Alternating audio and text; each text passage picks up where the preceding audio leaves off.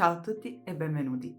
A sinistra potete vedere i colori che ho utilizzato per la realizzazione di questo dipinto. Si tratta di una palette limitata, composta quindi da pochissimi colori ma che in realtà permettono un ampio ventaglio di sfumature e tonalità. In particolare, questa è la palette che generalmente utilizzo per la realizzazione delle tonalità dell'incarnato.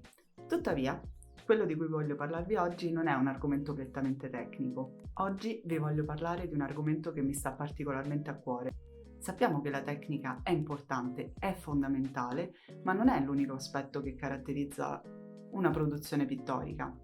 C'è la creatività, c'è l'ispirazione, c'è tutta quella componente psicologica che si svolge all'interno della nostra mente quando andiamo a realizzare qualcosa di artistico. Ovviamente quando si tratta di produzione artistica non c'è solo l'aspetto bello, quello della creatività, dell'ispirazione, di tutta quella magia che avviene quando creiamo un'opera. In realtà esistono anche tanti aspetti turbolenti della produzione artistica o difficoltosi.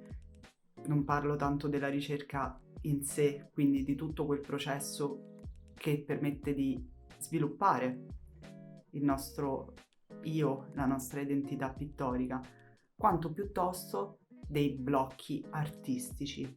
Sì, perché i blocchi artistici ci sono frequenti, a me capitano, sono capitati e oggi vi racconterò di un blocco artistico che per me è durato anni, davvero anni.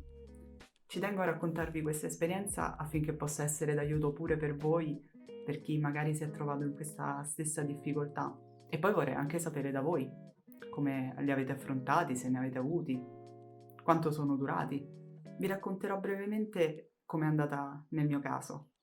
Io personalmente ho conosciuto il disegno fin da piccola e me ne sono subito innamorata. Sarà successo anche a moltissimi di voi, immagino. E disegnavo tantissimo, fino allo sfinimento. E in effetti è sempre stata un po' la mia piccola ossessione. Però quando si è trattato di fare il liceo, anche se tutte le opzioni mi portavano a scegliere il liceo artistico, io sono andata su quello classico linguistico. E devo dire comunque non me ne pento perché ho avuto comunque modo di approfondire la passione per la pittura. Ho avuto un professore di storia dell'arte che è anche pittore e che faceva i corsi di pittura a olio in orario extrascolastico e quindi ho avuto la fortuna di poterli frequentare. Quindi questo mi ha portato ad appassionarmi ancora di più alla pittura a olio, che già avevo vagamente conosciuto, ma poi di fatto non avevo più approfondito.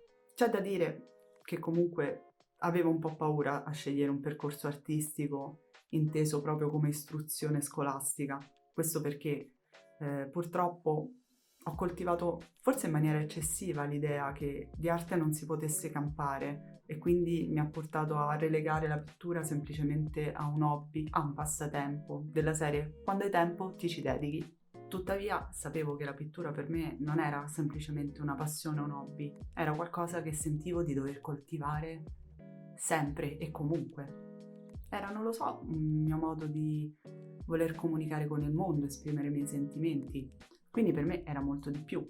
Però alla fine questo compromesso avevo cercato comunque in qualche modo di trovarlo, il che mi ha portato poi ad iscrivermi all'Accademia di Grafica Pubblicitaria. In parte le competenze artistiche sono richieste, in parte no, e poi c'era la parte del computer. Io comunque sono sempre stata una smanettona, quindi l'idea anche di lavorare con il codice HTML, costruire siti web, impaginare prodotti, mi piaceva molto. E in parte ha anche soddisfatto la mia voglia di lavorare con l'arte, perché comunque all'interno della grafica puoi trovare diversi campi di applicazione, tra cui anche l'illustrazione in realtà. Anzi, l'Accademia di Grafica mi ha stimolato pure a conoscere nuove strategie creative, come per esempio il dipinto digitale, il fotomontaggio, l'unione di diverse tecniche digitali che potevano dar vita a nuovi tipi di lavori. E una volta uscita dall'accademia, effettivamente io ho trovato subito lavoro. Al mio primo colloquio sono entrata in questa agenzia di comunicazione, dove poi di fatto sono stata per quasi 9 anni, anche se la capacità artistica non è voce preferenziale né fondamentale per certi tipi di lavori. Ovviamente poi quando ho iniziato a lavorare il tempo per dipingere, per dedicarmi alla pittura, al disegno è diminuito sensibilmente e quindi non avevo più il tempo che ritenevo in qualche modo necessario da dedicare alla mia passione. E quello che tende a far peggiorare le cose, se così vogliamo vederle, è il fatto che crescendo, lavorando, cominciano ad aumentare anche le incombenze. Incombenze economiche, bollette da pagare, pensieri, tanti impicci. Il che mi ha portato poi a cercare di dipingere almeno nel weekend, ma non sempre questo è possibile, finché a un certo punto il tempo ha cominciato ad essere davvero, davvero poco. E quello che mi stava fregando a livello psicologico era l'idea di voler comunque cercare di avviare una mia produzione artistica, però utilizzando solo quelle finestrelle di tempo che ogni tanto capitavano nel weekend. E il blocco mentale di cui stiamo parlando oggi si è andato a insinuare proprio su questa percezione del tempo. Io non ho tempo per fare, ho poche ore sabato pomeriggio? Ok, devo cercare di fare un capolavoro, devo creare qualcosa per il mio portfolio artistico e questo ovviamente anche in una fase della tua vita in cui non hai nemmeno il tempo per esercitarti. E questo ha cominciato a farmi stare male, molto male.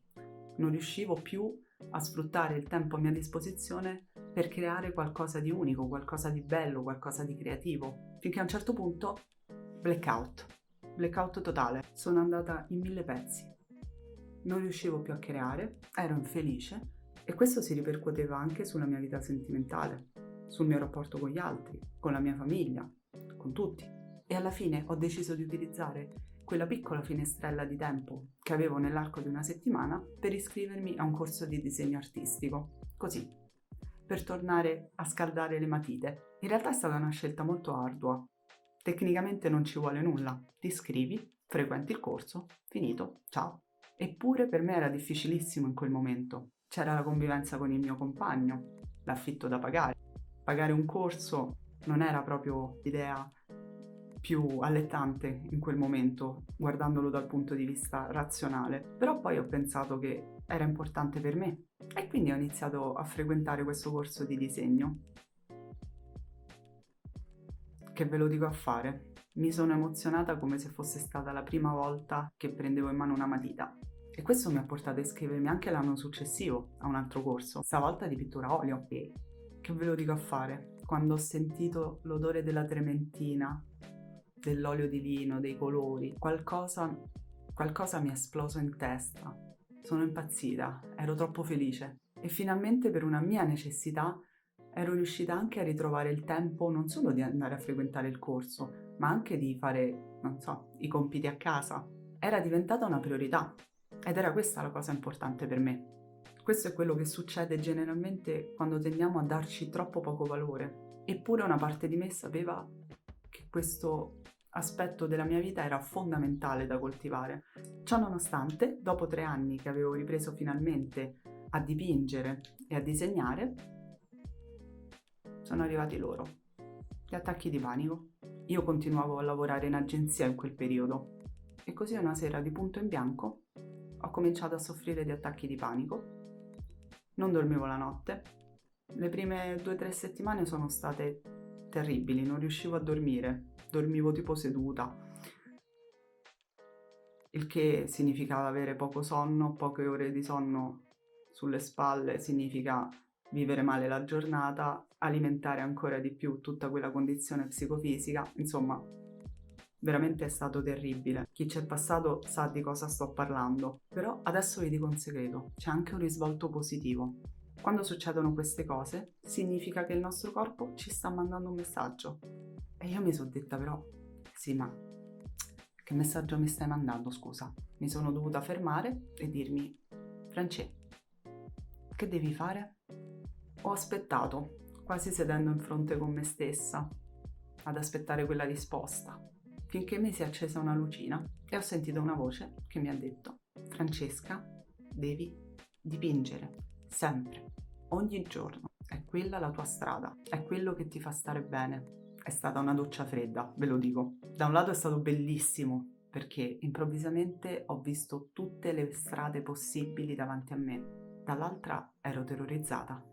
Ero terrorizzata perché non ho mai veramente considerato l'idea di lasciare il lavoro, soprattutto perché lasciare una certezza economica per l'ignoto fa sempre paura. e soprattutto perché avevo sentito tante storie di successo, di gente che si era licenziata, aveva creato la propria vita, ma poi pensi, ma a me potrebbe mai succedere? Eppure ormai il mio inconscio aveva parlato. Era stato chiarissimo. Quegli attacchi di panico erano proprio quel segnale che stavo aspettando. Mi stavano chiaramente dicendo che io non ero felice e che avrei dovuto cambiare strada, altrimenti mi sarei ammalata e secondo me pure gravemente. Insomma, per farvela breve, a ottobre 2019 lascio il mio posto di lavoro dopo quasi 9 anni per fare la pittrice e la grafica freelance. E se c'è una cosa di cui posso veramente essere orgogliosa è di aver fatto questa scelta. Mi sono accorta che nel momento in cui mi sono sentita veramente libera di poter seguire i miei sogni, le mie aspirazioni, qualcosa ha cominciato veramente a sbloccarsi dentro di me e dopo un periodo prettamente di studio, di riapprofondimento, di conoscenza, finalmente ho sentito quel blocco artistico cominciare a sgretolarsi. Il problema non era effettivamente solo il lavoro e la mancanza di tempo, sicuramente quello non mi aiutava, però quello che sicuramente mi ha permesso di svoltare nella mia produzione artistica è stata l'idea di poter essere finalmente libera di crearmi il mio spazio e il mio tempo sacri per la mia produzione pittorica. E se c'è una cosa di cui posso essere veramente orgogliosa è di aver fatto questa scelta, di aver lasciato il posto fisso. Ovviamente questo non significa che funzioni per ognuno di noi, però io sapevo che era importante per me. Quello che mi ha permesso di cominciare a sgretolare pezzettino per pezzettino questo blocco artistico è stata l'idea, finalmente, di poter essere libera, di avere il mio tempo e i miei spazi sacri da dedicare solo alla pittura, darmi il tempo per sbagliare, il tempo per ripetere, il tempo per approfondire, il tempo per conoscere, il tempo per trovare l'ispirazione. Oltre a questo, ciò che mi ha aiutato profondamente è stata anche la consapevolezza di dover seguire i miei ritmi naturali e quindi abbracciare l'idea che veramente io potessi muovermi secondo le mie necessità, secondo i miei ritmi e non secondo quelli che secondo me la società vuole che io abbia. E va bene così. Ritagliatevi il tempo per sbagliare, il tempo per sperimentare, il tempo per trovare ispirazione. L'importante è veramente imparare ad ascoltarsi. Quello è il primo passo per iniziare a sgretolare mattoncino per mattoncino quei blocchi che vi impediscono di esprimervi al 100%, se non di più, del vostro potenziale. Questo personalmente è il consiglio che sento di darvi. Questa è stata la mia esperienza, ovviamente non è così per tutti, ognuno fa un percorso differente e proprio per questo sono curiosa di sapere quali sono stati i vostri percorsi. Raccontatemi come avete fatto, cos'è che vi fa stare bene quando dipingete, cos'è che vi aiuta a dipingere serenamente, qual è l'approccio che vi permette veramente di entrare in profonda connessione con voi stessi. E se vi è già capitato, sapete benissimo di cosa sto parlando, di quando dipingete e il resto del mondo sparisce. Detto questo, io vi ringrazio profondamente per aver seguito questo video fino alla fine. Se il video vi è piaciuto fatemelo sapere mettendo il like qui sotto e se vi va iscrivetevi al mio canale. Se siete curiosi di vedere altri lavori potete visitare il mio sito www.francescaradicetta.it oppure seguirmi tramite Instagram su radi.painting. Grazie ancora e a presto!